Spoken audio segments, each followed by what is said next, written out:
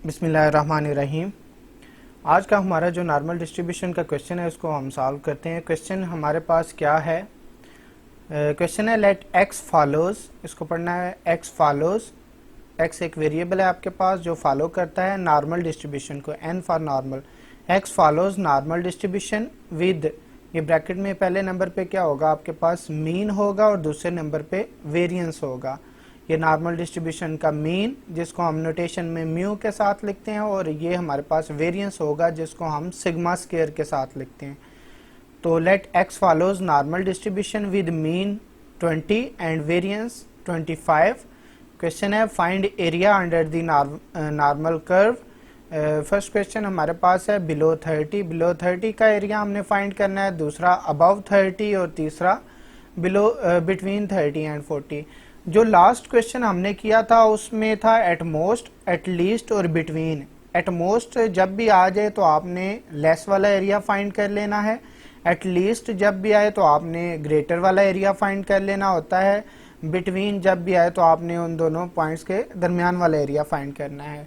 तो हमारे पास क्योंकि नॉर्मल डिस्ट्रीब्यूशन जो वेरिएबल है हमारे पास x है, z नहीं है, तो इसलिए हमें इसको पहले स्टैंडर्डाइज भी करना पड़ेगा। तो हमारे पास अगर पहला क्वेश्चन है बिलो 30 वाला, इसको हम किस तरह सॉल्व करेंगे? सबसे पहले हमने करना क्या है, हमारे पास वेरिएबल कौन सा है, x है, तो हम इसको इस तरह लिखते हैं probability of x less than 30। जो हमारे पास एरिया क्या था जो हमने फाइंड करना था, इस बिलो 30 था, इसको हम किस तरह लिखेंगे, probability of x less than 30। अगर अबव होता तो हम अबव के लिए ग्रेटर यूज कर लेंगे, सेकंड क्वेश्चन के लिए, बिटवीन के लिए भी मैं करके दिखा दूंगा। इसके तो सबसे पहले हमने क्या लिख लिया, बिलो 30 था तो probability of x less than 30 आ गया। तो इसको अब हमने कैसे सॉल्व करना है, इसको लिखेंगे इज इक्वल टू, पहले इसको स्टैंडर्डाइज करना है। स्टैंडर्डाइज किस तरह करते हैं हम, इसको क्या करते हैं, स्टैंडर्डाइज करने में क्या होता है हमारे पास, हम x में से मीन माइनस कर लेते हैं और डिवाइड कर लेते हैं स्टैंडर्ड एविएशन जो कि हमारे पास क्या होता है सिग्मा। हमने क्या किया, हमारे पास जिधर x था, ये x था सिर्फ, तो लेस देन के से पहले हमारे पास क्या था x, तो हमने क्या किया, मीन माइनस कर लिया और क्या किया, सिग्मा के साथ डिवाइड कर लिया। ये इसको कहते हैं स्टैंडर्डाइज करना।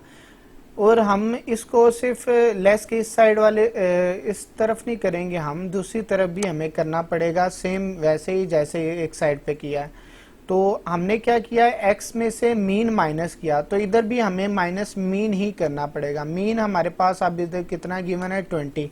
एक साइड पे हमने नोटेशन करनी है स्टैंडर्डाइज करते हुए पुट, और दूसरी साइड पे हमने क्या करना है, उनकी वैल्यूज पुट करनी है। तो हमने क्या किया, ये x लेस देन 30 था, x भी उधर ही 30 भी उधर ही, माइनस माइनस, और म्यू की वैल्यू हमारे पास क्या थी, ये इधर क्वेश्चन में गिवन थी 20 आ गया। और ये हमारे पास क्योंकि वेरिएंस होता है, ये कामा के बाद क्या होता है, वेरिएंस होता है, तो हम क्या करेंगे, हमें चाहिए स्टैंडर्ड एविएशन। स्टैंडर्ड एविएशन के लिए आपको पता है कि वेरिएंस का अगर स्क्वायर रूट करें तो हमारे पास स्टैंडर्ड एविएशन आ जाता है। मतलब कि अगर sigma square is equal to 25 है तो सिग्मा क्या होगा, 5 होगा। तो सिग्मा को हम इधर पुट कर देंगे, सिग्मा इज इक्वल टू 5 है तो ये सिग्मा 5 आ गया। अब नेक्स्ट स्टेप में हम क्या करेंगे, ये x minus mu over sigma जो है इसको हम लिख सकते हैं z इज इक्वल टू होता है x minus mu over sigma. तो दूसरी साइड पे हम क्या करेंगे, इसको सॉल्व कर लेंगे। 30 माइनस 20 कितना आ गया, ये 10 आ गया। 10 डिवाइडेड बाय 5 हमारे पास क्या बचा, 2। जब 2 बचा तो अब हमने इसको किस तरह सॉल्व करना है, पिछली एक्सरसाइज में मैंने बताया था कि जब भी ये लेस फॉर्म में हो तो आपने इसको क्या करना है, इसको पुट कर लेना है 5 फंक्शन के साथ। मतलब कि आप probability of z less than 2 को क्या लिख सकते हैं, 5 ऑफ 2। जो भी इधर वैल्यू होती वो 5 के साथ आ जाती। 5 ऑफ 2 का क्या मतलब है, इसकी हमने देखनी है टेबल में से वैल्यू। तो टेबल में से वैल्यू देखेंगे तो हमारे पास आंसर आ जाएगा इसका। तो देखते हैं कि इसकी वैल्यू क्या है। टेबल वैल्यू में से टेबल आपने कौन सा देखना है, ये आपको नजर आ रहा है standard normal values of the standard normal cumulative distribution function, जो आपकी बुक है उसमें से टेबल नंबर 9 है। तो ये आपको नजर आ भी रहा है फाई ऑफ जी का मतलब क्या है कि जी की कोई भी हम वैल्यू पे हम क्या कर सकते हैं, वो वैल्यू फाइंड कर सकते हैं किसी भी पॉइंट पे। तो हमारे पास 2 थी, तो इस साइड पे हमने 2 देखना है 2.02 के आगे, क्योंकि कुछ भी नहीं तो हमने वैल्यू किस तरह देखनी है 2.0 पे। तो ये सारी माइनस वाली वैल्यू है, हमें कौन सी वैल्यू चाहिए, प्लस वाला 2 देख लेते हैं किधर आ रहा है, ये नीचे चलते जाएं 1.9 आ गया, ये 2, क्योंकि 2 के आगे कुछ भी नहीं है, आप देख सकते हैं कि 2 सिंपल 2 है, तो आप कह सकते हैं ये 2.000, जितने मर्जी जीरो लगा लें। तो अब क्या होगा, ये आप देख सकते हैं 2.00 किधर बन रहा है, 2.0 इस साइड पे देखना है और दूसरा 0 आपने इस साइड पे देखना है। 2.00 पे वैल्यू हमारे पास क्या बन रही है, 0.97725, क्या बनी 0.97725। ये हमारा आंसर आ गया। किसका आंसर आया, probability of x less than 30 वाला आंसर आ गया। इसके बाद अब हमने करना है सेकंड क्वेश्चन। सेकंड क्वेश्चन किस तरह होगा, जैसे कि उसमें लेस था, अब इसमें क्या आ जाएगा, ग्रेटर की फॉर्म में आ जाएगा। जब भी आपने अबव वाला एरिया फाइंड करना है तो वो क्या आएगा, ग्रेटर की फॉर्म में आ जाएगा। अब आपने क्या करना है, उसी तरह जैसे हमने इसको स्टैंडर्डाइज किया, अब इसको भी स्टैंडर्डाइज करते हैं। स्टैंडर्डाइज किस तरह करना है, आप देख सकते हैं आपका ऊपर वाला पार्ट रिपीट भी हो जाएगा। हमने स्टैंडर्डाइज करते हुए क्या करना है, ऊपर मीन माइनस करना है x के साथ, x में से मीन माइनस कर दिया, मतलब कि x माइनस म्यू आ गया, और नीचे हमारे पास क्या आएगा, सिग्मा आ जाएगा। तो ये एक तरफ स्टैंडर्डाइज हो गया, दूसरी तरफ भी हमने ऐसे ही करना है। तो ये क्या आएगा, ऊपर हमने जब मीन माइनस करना है तो क्या आएगा, मीन कितना था हमारे पास 20 था, हमने माइनस कर लिया, और डिवाइड हमने करना है सिग्मा, सिग्मा फिर हमारे पास 5 है। सिग्मा का एक दफ़ा फिर बता दूं कि ये हमारे पास वेरिएंस 25 गिवन था। आपको पता है कि वेरिएंस हमारे पास सिग्मा स्क्वायर होता है नॉर्मल डिस्ट्रीब्यूशन में, sigma square is equal to 25 हुआ, तो हमें सिग्मा चाहिए यानी कि स्टैंडर्ड एविएशन चाहिए, तो सिग्मा इज इक्वल टू 5 आ गया। अब हम इस स्टेप को किस तरह लिख सकते हैं, जी की फॉर्म में इसको लिख सकते हैं। तो x minus mu over sigma को हम लिख सकते हैं नेक्स्ट स्टेप में z, और ये ग्रेटर देन आ गया हमारे पास। इसको अगर सॉल्व करेंगे तो ये अगेन 2 आ जाएगा। अब पिछली एक्सरसाइज में आपने देखा कि, अभी फिर बता देता हूँ कि ये अगर लेस की फॉर्म में है ना, ये ऊपर वाला अगर आप देखें तो लेस की फॉर्म में है, तो उसको हम 5 में डायरेक्ट कन्वर्ट कर सकते हैं।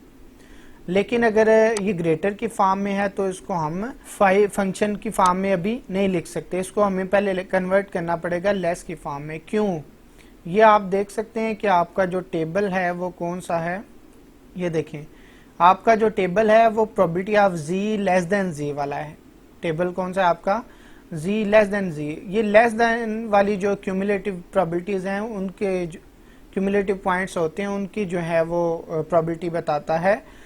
तो अब हमारे पास ये ग्रेटर की फॉर्म में है, तो इसको हमें पहले करना पड़ेगा लेस की फॉर्म में। लेस की फॉर्म में कैसे आएगा, हमें पता है कि टोटल एरिया कितना है, ये मैं इधर थोड़ा सा करके बता देता हूँ कि अगर टोटल एरिया हमारे पास कितना है वो 1 के इक्वल है, ठीक है। अब ये एक लाइन लगाते हैं, इधर लाइन ड्रा करते हैं, और ये रफ ही आप समझ लें इसको। अगर एक पॉइंट आपके पास 2 इधर है, 2 से ग्रेटर वाला एरिया ये वाला बन रहा है जो मैंने सिलेक्ट किया हुआ है, ये वाला एरिया कौन सा बन रहा है, 2 से ग्रेटर वाला। और ये वाला एरिया कौन सा बन रहा है, 2 से लेस वाला। जब ये लेस वाला है और ये ग्रेटर वाला है, तो अभी हमने कौन सा फाइंड करना है, वैसे ऊपर probability of z greater than 2, हमें इसकी वैल्यू चाहिए, ये वाले इस एरिया की वैल्यू चाहिए। ये जो 2 से अबव वाला एरिया है इसकी हमें वैल्यू चाहिए। तो अब हम इसको कैसे सॉल्व कर सकते हैं, अब हमें ये भी पता है कि इधर से लेके इधर तक एरिया टोटल कितना है, 1, टोटल प्रोबेबिलिटी कितनी है, 1 के इक्वल है। अब हम इसको किस तरह लिख सकते हैं, ऊपर टोटल में से अगर टोटल हमने लिख लिया 1, टोटल एरिया में से अगर हम माइनस कर दें, क्या माइनस करना है, देखें अगर हम ये लेस वाला एरिया माइनस कर दें तो बाकी कौन सा बचता है, ये वाला फाइंड हो नहीं जाएगा। जब हमने टोटल एरिया, ये टोटल एरिया कितना है, 1 के इक्वल है, जब हम ये लेस वाला एरिया टोटल में से माइनस करेंगे तो बाकी कौन सा बचेगा, ये जो ग्रेटर वाला जो हम फाइंड करना चाह रहे हैं। तो हम इसी तरह इसका सहारा लेते हैं, एक तो टोटल एरिया का सहारा ले लिया कि वो 1 के इक्वल है, और इसमें से हमने माइनस करना है कौन सा एरिया, लेस वाला। लेस वाला कैसे आएगा वो मैं बता देता हूँ कि हमने पहले करना क्या है, लेस वाला एरिया माइनस कर लेना है। तो हम कह सकते हैं कि ये अगर इसको इकट्ठा हम लिखें तो इसको इस तरह लिख सकते हैं। आप कह सकते हैं कि probability of z greater than 2 is equal to होगा, मतलब कि ये वाला एरिया किसके इक्वल होगा, अगर हम टोटल एरिया में से ये लेस वाला एरिया माइनस कर देते हैं तो बाकी हमारे पास क्या बचेगा, यही एरिया बचेगा। ठीक है, तो अब हम ये वाला एरिया फाइंड कर लेते हैं, तो हमारे पास वैल्यू किसकी आ जाएगी, probability of z greater than 2 की ही आ जाएगी। तो मैं इसको दोबारा नीचे ही लिख लेता हूँ। तो अब हमने क्या करना है, 1 तो एज इट इज आ जाएगा। अब क्योंकि ये लेस की फॉर्म में आ गया तो अब मैं इसको लिख सकता हूँ फाई ऑफ क्या आ जाएगा, 2, फाई ऑफ 2। अब हमने कौन सी वैल्यू देखनी है, फिर वही वैल्यू देखनी है, कौन सी, फाई ऑफ 2 वाली। तो फाई ऑफ 2 की वैल्यू हमने ऊपर भी देखी थी, वही सेम ही होगी। ये फाई ऑफ 2 की वैल्यू हमारे पास क्या थी, 0.97725, ये हमारे पास वैल्यू थी। अब इसको सॉल्व कर लेंगे तो हमारे पास आंसर आ जाएगा 1 में से जब माइनस कर लेंगे तो आ जाएगा 0.02275। आप कैलकुलेटर पे इसको सॉल्व कर लें तो आपके पास ये आंसर आ जाएगा। ये अब एरिया आपके पास कौन सा आ गया, ग्रेटर देन 30 वाला।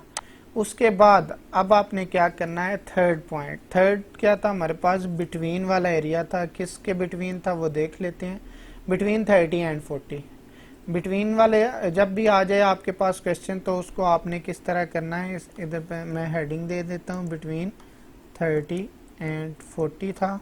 तो इसको अब आपने कैसे सॉल्व करना है, जब भी बिटवीन वाला एरिया आएगा उसको लिखना किस तरह है, वो लिखने का तरीका पहले देख लें। प्रोबेबिलिटी ऑफ 30 है लोअर पॉइंट आपका, तो 30 लिख लें। लेस देन, दरमियान में वेरिएबल हमारे पास कौन सा है, x चल रहा है, लेस देन 40।